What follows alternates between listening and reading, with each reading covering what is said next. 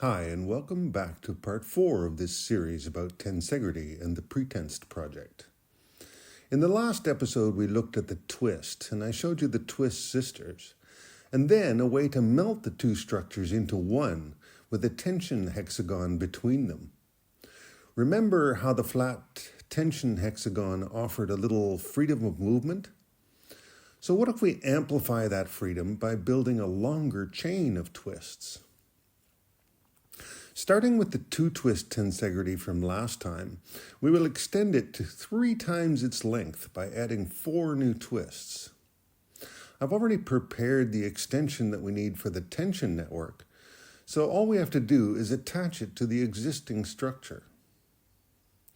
The first thing to do is to remove the struts from one of the twists so that we can get at the tension network and disconnect the 3 tension cables from the central ring. That gives us 3 free loose ends, and since the tension extension also has 3, together they can make a hexagon. So just like last time, we take all the loose ends and tie together a kind of zigzag ring, which will soon be stretched flat. Now, the next thing is to insert all the struts properly, and there are 18 of them. This takes a bit of patience, but it really is very satisfying to feel the column slowly taking shape. There is something we have to watch for. We want to have a column of alternating left-handed and right-handed twists, so we have to be careful to insert the struts in exactly the right way. Oops! As you can see here, it can get a little confusing, even for someone like me who has done this many, many times. Okay, number 5 and number 6. Now, with all the struts inserted, we just have to turn the nuts on all of the struts to lengthen them and make the whole column tight. That's it, done. Now, we have a column of 6 twists, so there are 5 of these unstable tension hexagons. We can have it stand like a tower, but only if the hexagons are really tight.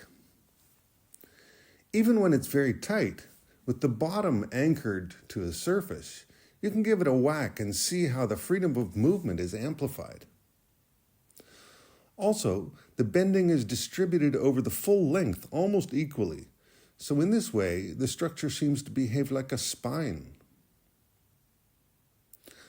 So that's how it behaves when it's tightened up. But what if we intentionally loosen the entire tensegrity by slightly shortening all the bars? The slight bending that we saw before is now very pronounced, and the tower has become a kind of semi-stable arch. I mean, it's stable in the sense that it shows no sign of sagging to the ground, but it's also remarkably unstable because it can move around quite freely. This spine-like tensegrity structure bends every which way easily, but there's a clear limit to the amount of bending that each segment allows, so it never kinks or collapses. I think that this is a really interesting behavior, which you rarely get from physical structure. The reason that this tensegrity has so much freedom is because it has a minimal number of tension lines per joint. Only 3. Now tell me you don't want to play with one of these yourself at home. Part of my mission in doing this project is to make sure that you can get your hands on something like this if you're interested. Visit getpretenst.com and place an order, and I'll build one and send it to you. Your hands will be forever grateful. So we built the minimum tensegrity tower and saw how it teetered back and forth. Then we loosened it and curved it into an arch, which freely swung around. What if we continue all the way around and make a loop or a donut shape? What kind of movement would that allow? In the next episode, I'll build one and show you. I hope you can join me.